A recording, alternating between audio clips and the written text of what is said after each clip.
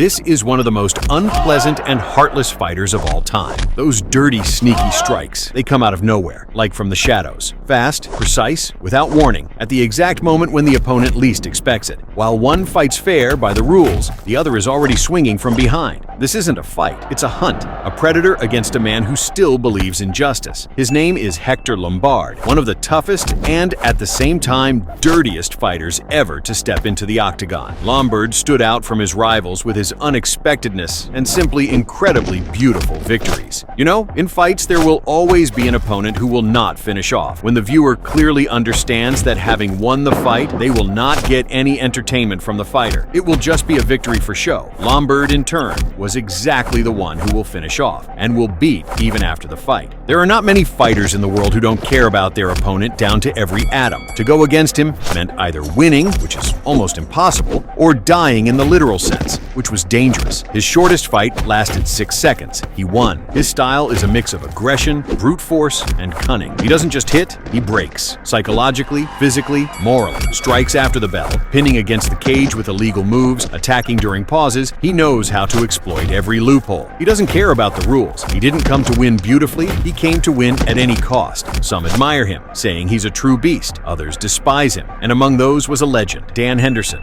A veteran, a symbol of courage and honor. At 45 years old, he had seen it all. During the Pride, he already took down the likes of Hector, but now he is too old for such fights. At least one can assume. But even he couldn't just stand by and watch as Lombard trampled everything a real fighter believes in. For Henderson, this wasn't just a fight. This was personal. He wanted to prove that honor isn't a thing of the past, that age is not a sentence, that even if you're older, slower, not as powerful as you once were, you can still put a wild predator in his place. He stepped into the cage not for a belt, not for money. He came to make a statement, to prove that you can cheat, betray, strike from behind. But sooner or later, karma catches up with everyone. And when it does, you'll meet someone who will make you pay for everything you've done. Even though Hector was faster, at first it seemed like revenge was a bad idea. But no one took into account the veteran's endurance and readiness, not only to withstand such blows, but also to fight back. Nobody expected Henderson to win. He had earned respect without that. Before the audience had time to think about it, they saw the following. It was the most unexpected end to the fight. Dan Henderson accepted the victory with such dignity that it seems as if there could not have been another option. The replay is simply mesmerizing.